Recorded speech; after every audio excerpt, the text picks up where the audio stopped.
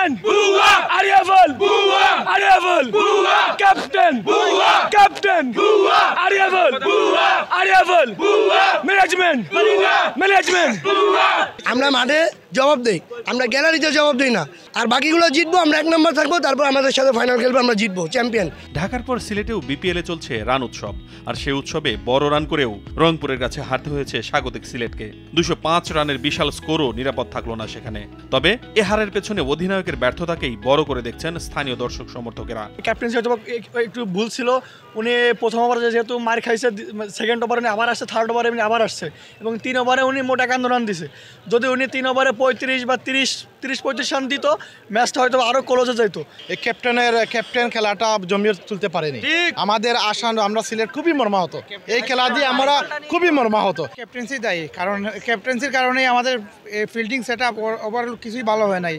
আমরা জাকির আলী অনেককেই আমরা ক্যাপ্টেন চাই, কারণ এর পারফরমেন্স আমরা অনেক ভালো, কিন্তু আজকের ম্যাচটা থেকে আমরা সবাই হতাশ হয়েছি। আমরা ভালো ফিল্ডিং দেখি নাই, অনেক মিসফিল্ডিং দেখেছি, যেটা আমাদের কাছে অপ্রত্যাশিত ছিল আর কি। দর্শক হিসেবে প্রত্যাশা করি যে আগামীতে টিম ম্যানেজমেন্ট ভালো কিছু করবে। আমরা খুব আগ্রহের সহিত আসছিলাম যে আমাদের সিলেটে আজকে একটা ভালো একটা পারফরমেন্স করবে, কিন্তু এমনি আমরা ভালো একটা পারফরমেন্স করতে পারছি, কিন্তু আমরা বোলিংয়ের দিক দিয়ে আমরা ভালো একটা করতে পারি নাই।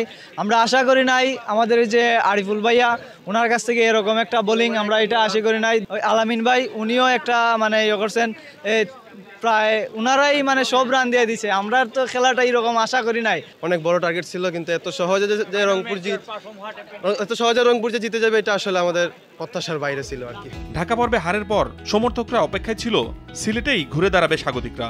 ব্যাটিংটা ভালো হলেও বোলিং দুর্বলতায় এ হারের কারণ দেখে অনেকেই আবার সিলেটের অবস্থার জন্য দুষছেন দলীয় ম্যানেজমেন্টকে। সিলেটবাসী হলো এইসব নির্লজ্জ একটা ম্যাচ উপর দল লাগি, ক্যাপ্টেন ম্যানেজমেন্ট সবরে আমরা সিলেটবাসীর পক্ষ থেকে তীব্র নিন্দা এবং প্রতিবাদ জানাই।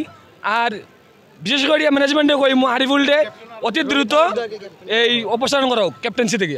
ভালো একটা পর্যাপ্ত যেতে পারবো যদি জাকির আলী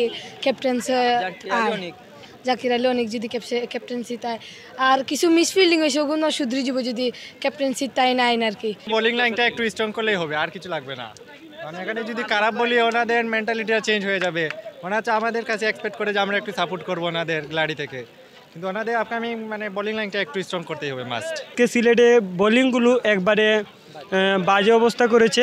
আশা করি সামনের ম্যাচে জাতীয় টিমের একজন জাকির আলী অনিককে ক্যাপ্টেন দেওয়া উচিত। টি-20 খেলায় রান দেখতেই আসে দর্শক। ম্যাচে সেঞ্চুরিও হয়েছে একটি। ম্যাচ সেরা রংপুরের অ্যালেক্স হেলস দুর্দান্ত ব্যাটিংয়ে 56 বলে 113 রান করে অপরাজিত থাকেন। এমন ব্যাটিং মাঠে বসে দেখা ক্রিকেট প্রেমীদের জন্য তৃপ্তিদায়ক। আর তাই হারলেও রান হওয়ায় খুশি কেউ। তারা আশাবাদী প্রিয় দল পরের ম্যাচেই হয়তো জয় ফিরবে।